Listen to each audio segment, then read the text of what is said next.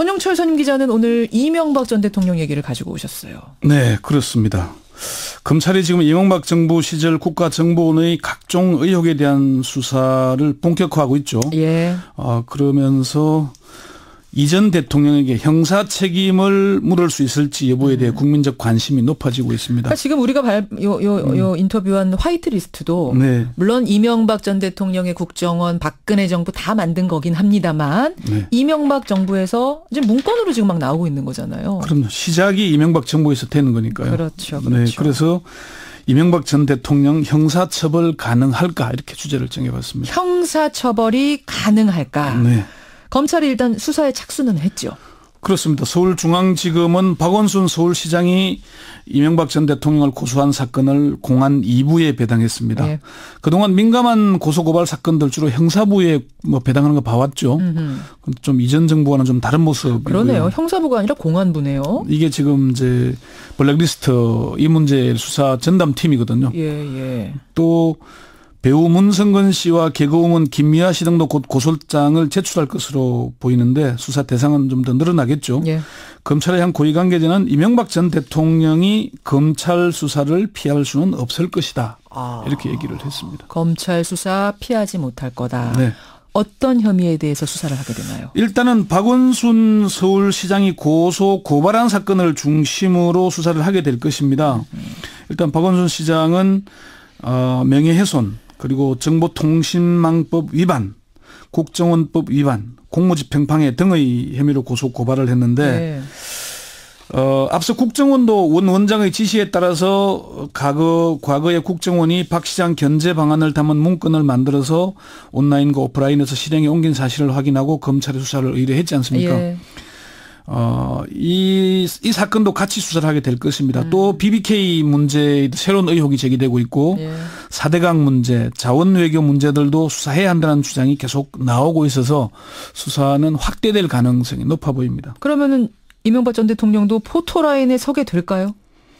그럴 가능성이 높아 보입니다. 그렇지만 이전 대통령이 언제 포토라인에 서게 될지를 예측하기는 참 어렵습니다. 서게 되긴 될 것 같은데 언제가 될지 모르겠다? 예, 이 수사가 쉬운 문제는 아니기 때문에 지금 이제 원세훈 전 국정원장 법정 구속됐고 민병주 전 심리전단장 구속됐고 그렇죠. 이종명 3차장에 대한 수사가 진행 중이죠. 예. 다른 고발자도 수사가 곧 이루어질 거고요. 그렇지만 이전 대통령에 대한 직접 수사까지는 상당한 시일이 걸릴 수도 있다. 이렇게 검찰에서는 보고 있습니다. 그래요? 서울지검 고위 관계자는 이전 대통령에 대한 수사는 시간이 한참 걸릴 것이다. 예. 국정원 문건만으로 전직 대통령까지 연결하려면 간단한 문제가 아니다. 간단한 문제가 아니기 때문에. 예. 그리고 사실 법률적으로는 또 못 세울 건 없지만은 정치적 부담도 크지 않겠습니까? 그러니까요. 뚜렷한 증거가 잡히지 않으면은 쉽지 않을 거라는 그런 전망도 있습니다. 자, 그럼 오늘 주제를 다시 한번 정리해 보겠습니다. 네. 먼저 이명박 전 대통령에 대한 형사처벌 가능한가?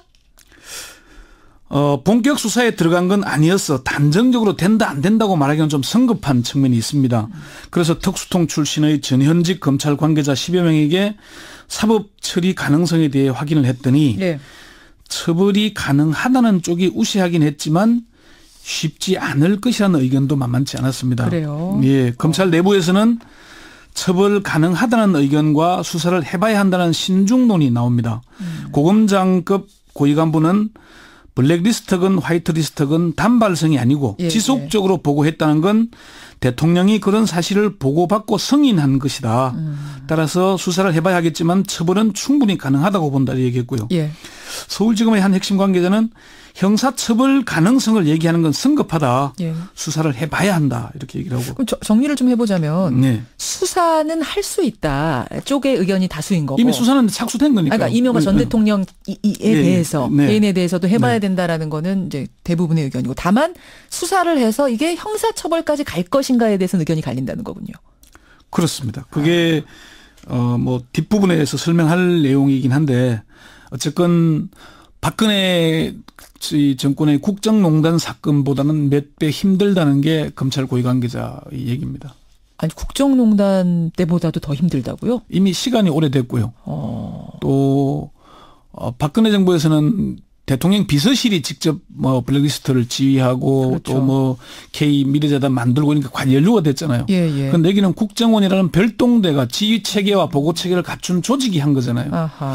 그러니까 그리고 이명박 뭐 뒷부분 뭐 나중에 가면서 설명을 하겠습니다만은 그렇게 녹록한 사람이 아니다는 게 이미 여러 사람들 얘기하고 있잖아요.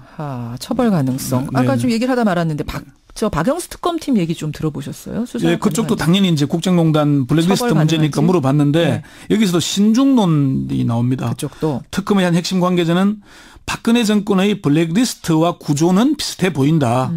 그렇지만 이명박 정부는 국정원이 주도한 반면에 박근혜 정부에서는 청와대 비서실이 주도했으니까 결이 좀 달라서 쉽게 판단할 문제는 아니다. 역시 그 부분이군요. 네, 그 이명박 정부에서는 원수영 국정원장이 핵심 역할을 다 했지만은 박근혜 정부에서는 김기춘 비서실장이 모든 걸 주도한 것은 아니다. 그렇죠. 국정원은 지휘체계랑 보고체계가 갖춰진 조직인데 청와대는 결국 대통령이 정점에 있는 조직 아니냐. 특수통 검사 출신의 변호사들도 입장이 좀 엇갈립니다. 생물이어서 수사를 해봐야 한다. 또는 원수용과 공범 관계이므로 당연히 처벌이 가능하다. 또 이미 지나간 사건이므로 국정원 대선 개입 사건 외에 수사를 좀 본격적으로 하기는 좀 어렵지 않겠나. 뭐 이런 전망들까지 많았습니다. 수사가 생물이어서 해봐야 된다. 이거는 유동적이라는 겁니까? 정치도 생물이고 수사도 생물이라고 얘기를 하잖아요. 결과를 예단하기는 어렵다는 신중론이긴 한데 수사를 하는 쪽의 의지의 문제라는 의견도 있습니다. 그래요. 일단 아까 앞에 말씀드린 대로 수사 의지는 분명해 보이죠. 어떤 하겠다는 의지는 확실해 보이는데 검사장을 지낸 박영관 변호사가 페이스북에 이런 글을 올렸습니다. 뭐라고요? 이명박 정권 시절 사이버 여론 조작, 문화예술계 블랙리스트 공작 진상이 드러나고 있다. 직업 공무원제를 유린한 공무원 블랙리스트 공작도 밝혀져야 한다. 그런 얘기를 했습니다. 그러면서 당시 2009년 1월 검찰 인사를 기축년 1월 대학살이라고 부르는데 시효가 남아있으니까 엄정한 수사를 통해서 처벌해야 된다. 이런 얘기를 하게 됐어요. 저건 뭐 좀 엇갈린 법조계 내에서는 좀 엇갈리고 있는데 처벌이 가능하다는 쪽이 좀 우세하다. 이렇게 조금 더 우세하다. 근데 정치권에서 무슨 얘기가 나오냐면 이명박 전 대통령이 워낙 수사를 많이 받아온 사람이어서 경험이 많아서 증거를 많이 안 남겼을 거다. 쉽지 않을 거다라는 의견이 만만치 않게 나오더라고요. 그렇죠. 2007년 한나라당 대선 후보 경선 과정에서 이명박 박근혜 두 후보가 이제 경선할 때 이명박 전 대통령은 전과 14범이라는 그런 주장까지 나오지 않았습니까? 그렇죠. 실제로 선거법 위반 유죄가 확정돼서 국회의원직을 잃기도 했고 위장 전입 뭐 또 현대건설 사장일 때의 수사 많았잖아요. 이명박 전 대통령의 핵심 참모이기도 했던 정두원 전 의원은 MB가 그렇게 녹록지 않다라고 말을 했는데 그 대목 잠시 한번 들어보시죠. MB가 뭐 굉장히 신중하고 야겁거든요. 그래요? 그래서 뭐 자국 같은 거 잘 안 남기고 웬만한 건 또 다 밑으로 또 책임을 떠넘기는 사람입니다. 평소에. 그 우리가 옛날에 뭐 예를 들어서 이런 거 좀 하려고 그럽니다. 그러면 그게 부담스러운 일이면은 뭐 알아서 하든지 말든지 그런 식입니다. 그래서 이제 알아서 하잖아요. 갖고 잘못되면 내가 언제 하라 그랬어? 하든지 말든지였지 언제 하라 그랬어. 내가 언제 하라 그랬느냐. 저도 이 얘기 들으면서 깜짝 놀랐거든요. 그러니까 명쾌하게 이렇게 딱딱 부르지 이건 하세요. 저거는 마세요. 이렇게 하지 않는다는 그런 스타일이 거죠. 아니다. 그러니까 박근혜 전 대통령처럼 메모하라고 딱 얘기하지 않는다는 얘기죠. 증거를 안 남긴다는 거예요. 그렇죠. 검찰 내부에서도 이런 이유로 이 때문에 좀 쉽지 않을 것이라는 신중론이 나옵니다. 검찰의 고위 관계자는 이전 대통령이 수사 대상이 되긴 했지만은 지금 나오고 있는 국정원 문건만으로 MB에게 이르기까지는 지난한 어려움이 있을 것이다. 박근혜 전 대통령의 국정농단 수사보다 몇 배는 더 힘들 것이다. 이렇게 얘기를 했습니다. 그렇군요.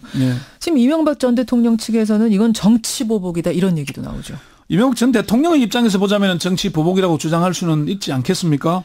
대표적인 친이계인 이재호 널푸른 한국당 대표는 어제 언론 인터뷰에서 적폐는 청산하는 것이 당연하지만 없는 적폐를 생산하는 것은 그것은 또 바람직하지 않다 이렇게 얘기를 하면서 없는 적폐 생산하지 말아라. 그러니까 정치 보복이다 이거네요. 그런 얘기인데 이제 그 얘기를 하면서 문재인 정권이 들어선 지 100일이 조금 넘었는데 거의 매일 이명박 대통령 잡아가라 수사하라 여권이나 여당 인사들 계속 하고 있다는 그런 얘기를 하는 거죠. 그렇지만 대한민국의 안보를 지켜야 할 국정원이 정권의 안보를 위해서 온갖 불법을 저지른 사실이 드러나고 있는데 이걸 정치보복이라고 할 수 있겠습니까? 그러니까요. 박원순 서울시장도 그제 김현정 앵커와 인터뷰하면서 그런 얘기 했잖아요. 내가 아는 최대의 정치보복은 이명박 대통령이 노무현 전 대통령에 대해서 했던 거라고 본다. 그런 얘기 했습니다. 그런 얘기 했었죠.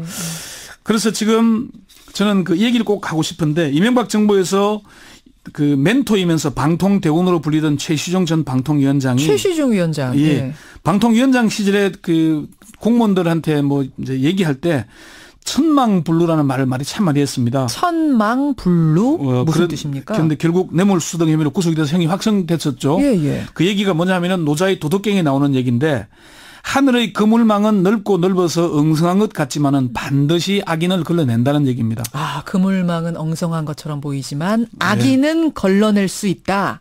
이명박 전 대통령에 대한 수사망이 좁혀지면서 저는 천망회해 소위 불루라는 말이 다시 떠오르고 있습니다. 예.